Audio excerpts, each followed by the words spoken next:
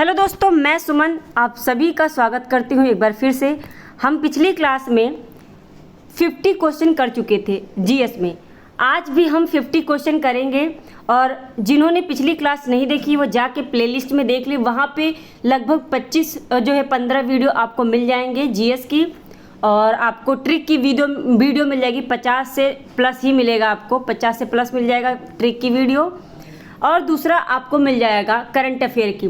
तो इन तीनों की जो आपको प्लेलिस्ट है मिल जाएगी, आप जाके प्लेलिस्ट में देख लीजिए जिन्होंने नहीं देखा है।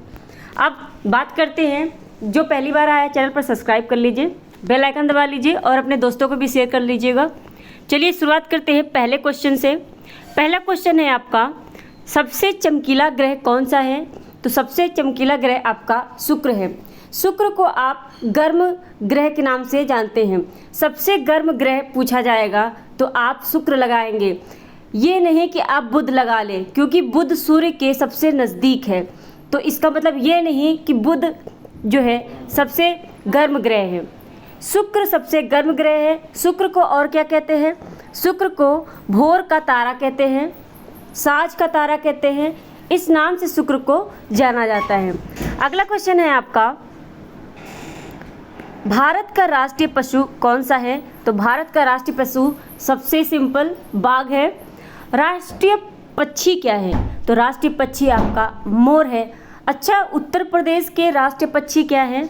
उत्तर प्रदेश का राज्य पक्षी है वो क्या है?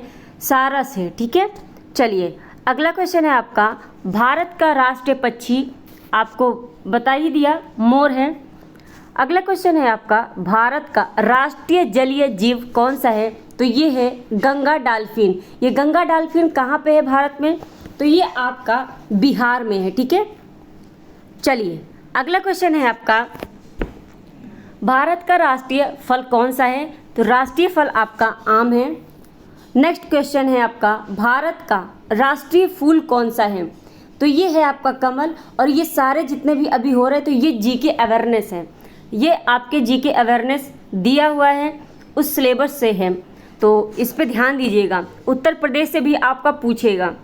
नेक्स्ट क्वेश्चन है आपका, भारत का राष्ट्रीय पेड़ कौन सा है? तो ये है आपका बरगद। और राष्ट्रीय खेल पूछेगा, हॉकी है। ठीक है, नेक्स्ट क्वेश्चन है आपका, भारत के झंडे यानी जो राष्ट्रीय झंडा है उसकी लंबाई और चौड़ाई। ध्यान दीजिएगा, अगर उसने बोला है लंबाई और चौड़ाई तो आपको लंबाई सीक्वेंस में ही रखना होगा। लंबाई 3 अनुपात चौड़ाई 2 है। ठीक है, लंबाई 3 है और 2 क्या है? चौड़ाई है। अगर इसने पहले ही चौड़ाई रख दिया और लंबाई बोला, चौड़ाई लंबाई, तो आपको 2 पहले ना लाना होगा और 3 बाद में लाना होगा। तो आपको इस पर ध्यान देना है कि उसने पहले रखा क्या है क्वेश्चन में। ठीक है, अगला क्वेश्चन है आपका, भारत का राष्ट्रगान किसने लिखा? तो राष्ट्रगान आपके रविन्द्रनाथ टैगोर ने लिखा। अच्छा, बात आती है कि भारत में जो है राष्ट्रगान कब सबसे पहली बार गाया गया था? तो ये गाया गया था आपका 1911 में कलकत्ता अधिवेशन में। ठीक है, ये 1911 में कलकत्ता अधिवेशन में पहली बार राष्ट्रगान को गाया गया था। नेक्स्ट क्वेश्चन है आपका, भारत का राष्ट्रगीत कौन सा है? वंदे मातरम। अब ये कमेंट बॉक्स में लिखिएगा कि वंदे मातरम को पहली बार किस अधिवेशन में गाया गया था। अगला क्वेश्चन है, भारत का राष्ट्रगीत किसने लिखा? तो राष्ट्रगीत वंदे मातरम है। ठीक है, अभी जो आपने वंदे मातरम देखा उसी को भारत का राष्ट्रगीत कहते हैं, और ये लिखा था आपके बंकिम चंद्र चटर्जी ने। नेक्स्ट क्वेश्चन है आपका, जो महात्मा गांधी है, महात्मा गांधी को राष्ट्रपिता सबसे पहले किसने कहा था? तो महात्मा गांधी को राष्ट्रपिता का जो नाम दिया था, ये दिया था आपके नेताजी सुभाष चंद्र बोस ने। ठीक है, अगला क्वेश्चन है आपका, अच्छा ये बताइएगा, फॉरवर्ड ब्लॉक जो संस्था है उसकी स्थापना किसने की थी और कब की थी? तो फॉरवर्ड ब्लॉक की स्थापना सुभाष चंद्र बोस ने की थी। कब बताइए? 1939 में की थी। ठीक है, 1939 में जब इन्होंने कांग्रेस से इस्तीफा दे दिया था तब इन्होंने ये किया था। गांधी जी इनसे कुछ चीज़ों पर नाराज़ हो गए थे, जिसकी वजह से क्या हुआ था, इन्होंने अपनी इस्तीफा दे दी और अपना अलग से एक संस्था बनाया जिसका नाम था फॉरवर्ड ब्लॉक। ठीक है, नेक्स्ट क्वेश्चन है आपका, हमारा राष्ट्रीय पंचांग कौन सा है? तो शक संवत है। राष्ट्रीय पंचांग हमारा शक संवत है। नेक्स्ट क्वेश्चन है, राष्ट्रगान गाने की अवधि कितनी होती है? तो 52 सेकेंड होती है आपकी राष्ट्रगान गाने की अवधि। तो चलिए ये कमेंट बॉक्स में बताइएगा कि राष्ट्रगान तो 52 सेकेंड की होती है, लेकिन जो गीत है, राष्ट्रगीत, वो कितने सेकेंड की या कितने मिनट की होती है? ठीक है, तो ये आप बताइएगा ज़रा। अगला क्वेश्चन है, रेडियो एक्टिविता की खोज किसने की थी? ये किया था हेनरी बेकरल ने। अगला क्वेश्चन है आपका, पेसमेकर का संबंध शरीर के किस अंग से है? तो ये है आपका हृदय से। ठीक है, हृदय से संबंधित है पेसमेकर। नेक्स्ट क्वेश्चन है, मानव शरीर की किस ग्रंथि को मास्टर ग्रंथि कहते हैं? मास्टर ग्रंथि हम किसे कहते हैं? पीयूष ग्रंथि को। ठीक है, नेक्स्ट क्वेश्चन है आपका, कार्बन का सर्वाधिक शुद्ध रूप कौन सा है? सबसे ज़्यादा सर्वाधिक शुद्ध रूप जो मिलता है वो हीरा है। हीरा को कार्बन का सर्वाधिक शुद्ध रूप के नाम जो है हम जानते हैं रूप में। अगला क्वेश्चन है आपका, एक्सरे का आविष्कार किसने किया था? तो ये किया था रॉन्टिजन ने। रॉन्टिजन ने क्या किया था? एक्सरे का आविष्कार किया था। नेक्स्ट क्वेश्चन है, किस धातु का प्रयोग मानव द्वारा सबसे पहले किया जाता है? तो मानव द्वारा सबसे पहले धातु में तांबा का प्रयोग किया गया था। उसके बाद क्या किया गया था? तांबे के बाद किसका प्रयोग किया गया था? मोहनजोदड़ो जो है हड़प्पा सभ्यता में किसका प्रयोग किया गया था?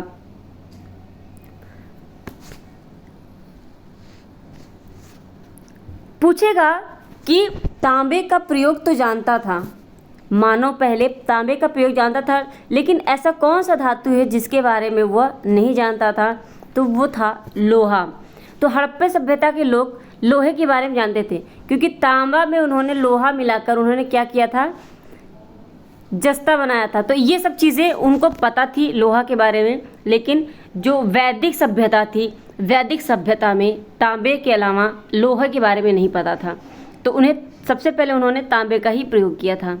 नेक्स्ट क्वेश्चन है आपका, अंतरिक्ष यात्री को बाह्य आकाश कैसा दिखाई देता है? यानी अंतरिक्ष पे जो गया हुआ व्यक्ति होता है उसे वहाँ से आकाश कैसा दिखाई देता है? हम यहाँ से देखते हैं पृथ्वी से तो हमें आकाश नीला नीला दिखाई देता है।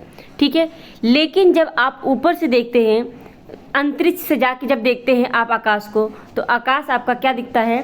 काला दिखता है। ठीक है, तो इसे आप याद रखिएगा कि अंतरिक्ष आपका काला दिखता है। अगला है, दूरबीन का आविष्कार किसने किया था? तो ये किया था आपके गैलीलियो ने। नेक्स्ट क्वेश्चन है, दिल्ली स्थित महात्मा गांधी की समाधि का नाम क्या था? यानी जो दिल्ली में स्थित महात्मा गांधी का जो समाधि है उसे किस नाम से जानते हैं? तो उसे जानते हैं हम राजघाट के नाम से। ठीक है, अगला क्वेश्चन है, भारत में पहली रेल कहाँ से कहाँ तक चली थी? तो भारत में पहली रेल जो है आपकी मुंबई से ठाणे चली थी। किसके काल में? लॉर्ड डलहौजी के काल में। डलहौजी के काल में। ठीक है, कब? 1853 में चली थी। ठीक है, तो इनका रीज़न क्या था? इन्होंने आखिर ये क्यों भला करेंगे भारत में रेलवे जो है रेल की स्थापना? तो इनका खुद का एक अपना एम था कि जो व्यापार था इनका, माल जो पहुंचाना था यहाँ से वहाँ, तो इनको उसमें दिक्कतें होने लगी थी, तो सरलता से पहुंचाई जा सके, जिसकी वजह से इन्होंने ये रेल सुविधाओं की जो है स्थापना की।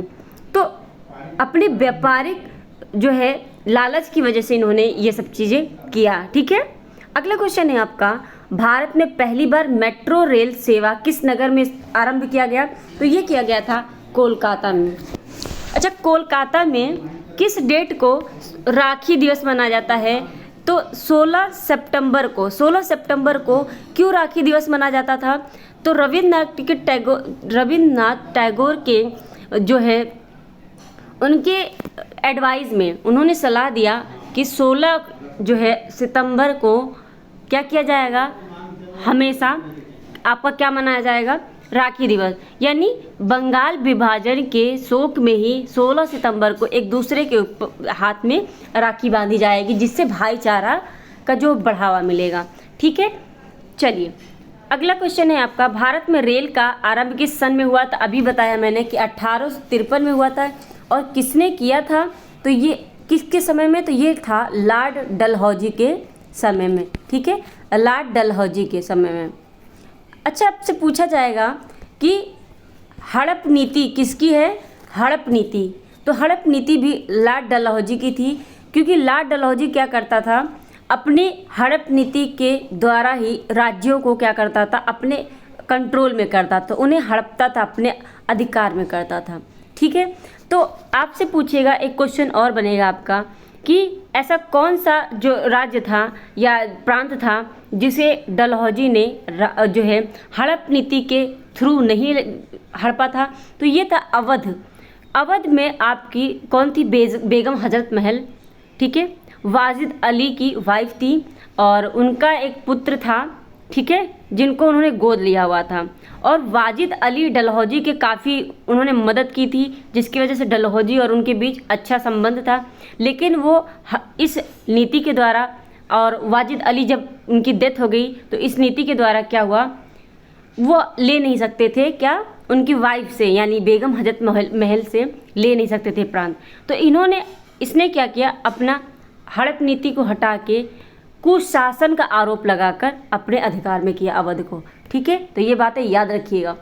अगला क्वेश्चन है आपका, प्रथम भारतीय अंतरिक्ष यात्री कौन थे, तो ये थे आपके स्क्वाड्रन लीडर राकेश शर्मा, ये भारतीय हैं, प्रथम भारतीय अंतरिक्ष राकेश शर्मा, याद रख लीजिए, बस इतना बहुत है। और ये कब किए गए थे, तो ये 1984 में गए थे, ठीक है। नेक्स्ट क्वेश्चन है, भारत की प्रथम महिला मुख्यमंत्री कौन थी, तो ये थी आपकी सुचेता कृपलानी। पूछेगा भारत की पहली राज्यपाल कौन थी, तो वो थी आपकी सरोजनी नायडू। आपसे पूछेगा लोकसभा अध्यक्ष यानी भारत की प्रथम लोकसभा अध्यक्ष कौन था, तो वो थे जीवी मावलंकर, ठीक है, गणेश मावलंकर नाम था उनका। अगला क्वेश्चन है आपका, हरियाणा के पहले मुख्यमंत्री कौन थे, तो ये थे पंडित भगवत दयाल शर्मा थे।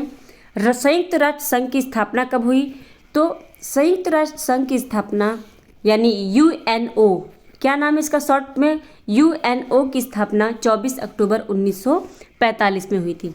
अब पूछेगा कि संयुक्त राष्ट्र संघ की जो है दिवस कब मनाया जाता है, तो आप देख रहे हैं 24 अक्टूबर को जब इसकी स्थापना हुई थी, तो 24 अक्टूबर को हर साल क्या मनाया जाता है, यूएनओ दिवस या फिर संयुक्त राष्ट्र संघ दिवस मनाया जाता है, ठीक है। नेक्स्ट क्वेश्चन है आपका, संयुक्त राष्ट्र संघ का मुख्यालय कहाँ पर है, तो ये है आपका न्यूयॉर्क। और न्यूयॉर्क कहाँ पे है आपका, बताइएगा, न्यूयॉर्क आपका है यूएसए में, ठीक है। अगला क्वेश्चन है आपका, संयुक्त राष्ट्र संघ के पहले महासचिव कौन थे, तो ये थे त्रिगवेली। त्रिगवेली यूएनओ के सबसे पहले महासचिव थे, ठीक है। अगला क्वेश्चन है आपका, इस समय यानी संयुक्त राष्ट्र संघ के कितने देश हैं वर्तमान में, तो संयुक्त राष्ट्र संघ के सदस्य जो देश हैं वो 193 हैं, यानी 193 हैं, 193, ठीक है, ये याद रखिएगा, करंट में ये पूछ सकता है जीएस में आपका। अगला क्वेश्चन है, संयुक्त राष्ट्र संघ का जो है सुरक्षा परिषद के कितने देश सदस्य हैं, तो इसमें संयुक्त राष्ट्र संघ की और यहाँ पे सुरक्षा परिषद की बात हो रही है, तो इसमें 15 हैं। लेकिन आपसे जब पूछेगा यही कि संयुक्त राष्ट्र संघ के कितने देश सदस्य, तो ये 193 हो जाएगा। तो इसमें इन दोनों को ध्यान में रखिएगा क्वेश्चन को, ठीक है। अगला क्वेश्चन है आपका, संयुक्त राष्ट्र संघ सुरक्षा परिषद के कितने जो है स्थायी सदस्य हैं, तो वो आपके 15 अस्थायी थे, ये आपके क्या है 5 स्थायी सदस्य हैं। नेक्स्ट क्वेश्चन है, अंतर्राष्ट्रीय न्यायालय कहाँ पर स्थित है, अंतर्राष्ट्रीय न्यायालय हॉलैंड में कहाँ पर है, हॉलैंड को आप किस नाम से जानते हैं, नीदरलैंड, जानते हैं ना नीदरलैंड के नाम से। तो यहाँ पर क्या है, द हैग है, तो द हैग में क्या है आपका अंतर्राष्ट्रीय न्यायालय का मुख्यालय है, ठीक है। नेक्स्ट क्वेश्चन है आपका, संयुक्त राष्ट्र संघ के वर्तमान सचिव कौन है, तो ये है बान की मून। बान की मून यूएनओ के इस समय के क्या है महासचिव हैं। नेक्स्ट क्वेश्चन है आपका, संयुक्त राष्ट्र संघ महासभा में जो है संयुक्त राष्ट्र महासभा में हिंदी भाषण देने वाले पहले भारतीय कौन थे, तो ये थे अटल बिहारी वाजपेयी। नेक्स्ट क्वेश्चन है, संयुक्त राष्ट्र संघ सुरक्षा परिषद के अस्थायी जो सदस्य हैं कितने वर्ष के लिए चुने जाते हैं? तो चुने जाते हैं 2 वर्ष के लिए। 2 वर्ष के बाद इन्हें क्या किया जाता है? हटा दिया जाता है, फिर से चुना जाता है। नेक्स्ट क्वेश्चन है आपका, संयुक्त राष्ट्र संघ का 193वां सदस्य कौन सा है? तो 193 सदस्य हैं इसमें, लेकिन जो लास्ट सदस्य कौन जुड़ा है? तो ये जुड़ा है आपका दक्षिण सूडान जुड़ा है। तो इसे याद रखिएगा कि संयुक्त राष्ट्र संघ का 193वां सदस्य जो बना है वो कौन सा देश है? तो वो देश है आपका दक्षिणी सूडान। नेक्स्ट क्वेश्चन है आपका, किस विटामिन की कमी से खून का रुकाव बंद हो जाता है? तो जो है खून का रुकाव बंद नहीं होता है, तो ये होता है विटामिन के की कमी से। ठीक है। नेक्स्ट क्वेश्चन है आपका, हिंदी दिवस कब मनाया जाता है? हिंदी दिवस 14 सितंबर को मनाया जाता है। ठीक है। तो आज कौन सी डेट है? आज आपकी 10 सितंबर है। 4 दिन बाद आपका चौथे दिन 14 सितंबर होगा, उस दिन आपकी क्या होगी? हिंदी दिवस होगा। ठीक है। तो याद रखिएगा इस बात को। अगले क्वेश्चन है, संविधान की किस अनुच्छेद द्वारा हिंदी को राष्ट्रभाषा घोषित किया गया? तो राष्ट्रभाषा नहीं होगा यहाँ पे, हिंदी को राज्य भाषा बोला गया है, क्योंकि हिंदी पूरे भारत में मतलब बोली जाती है सबसे ज़्यादा, लेकिन अभी पूरी मान्यता इसको राष्ट्र की नहीं मिली है, इसलिए हिंदी को राजभाषा के नाम से जाना जाता है। तो आपसे अगर पूछे संविधान जो है भारत की राष्ट्रभाषा क्या है, तो आप राष्ट्रभाषा नहीं, वहाँ पे अगर ऑप्शन में लिखा होगा राजभाषा तो आप राजभाषा पर ही जाएंगे। तो ये किस अनुच्छेद में इसकी बात हुई है? तो इसकी बात हुई थी, राष्ट्रभाषा घोषित किया गया, ये 343 आर्टिकल 343 में इसकी बात की गई थी। ठीक है। नेक्स्ट क्वेश्चन है आपका, ओलंपिक खेलों की एकल स्पर्धा में स्वर्ण पदक जीतने वाले एकमात्र भारतीय कौन बने? तो ये बने अभिनव बिंद्रा। कौन? अभिनव बिंद्रा। अच्छा, विश्व वर्ल्ड कप में एथलीट में स्वर्ण पदक कौन लेकर आया है? तो स्वर्ण पदक लेकर आए हैं नीरज चोपड़ा। ठीक है। नेक्स्ट क्वेश्चन है, ओलंपिक खेलों का आयोजन कितने वर्षों के लिए होता है? तो ओलंपिक खेलों का आयोजन हर 4 साल पर होता है। ठीक है। अब यहाँ पे पूछा है 2016 में ओलंपिक खेल कहाँ हुआ था? तो ये आपका उसमें जीके में पूछ सकता है, करंट अफेयर के लिए तो नहीं है, लेकिन हाँ अगर उसे पूछना होगा तो वो क्या कर सकता है, जनरल अवेयरनेस में पूछ सकता है। तो ये हुआ था का रियो डी जेनेरियो में। हम इसको लेने का मेरा मकसद यही है कि 1992 आपको याद होगा, 1992 में पृथ्वी सम्मेलन हुआ था, तो वो कहाँ पर हुआ था? रियो डी जेनेरियो में, है ना।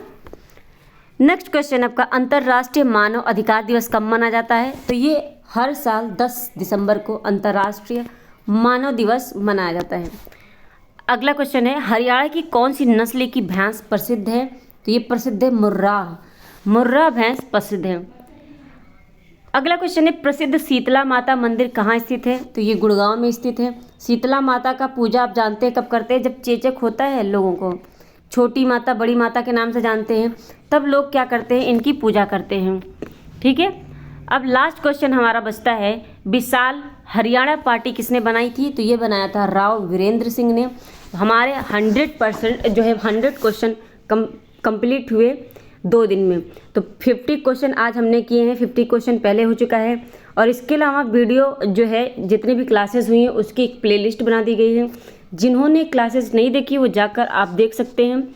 और यहाँ पे लगातार आपकी प्रैक्टिस करवाई जाती है, तो प्रैक्टिस पे आप बने रहिए, क्योंकि अब टाइम नहीं है तो प्रैक्टिस ही आपको करनी होगी। ठीक है।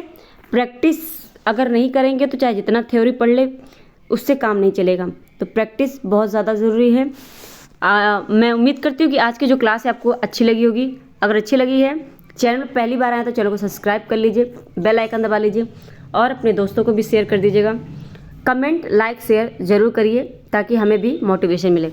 आज के लिए बस इतना ही, धन्यवाद।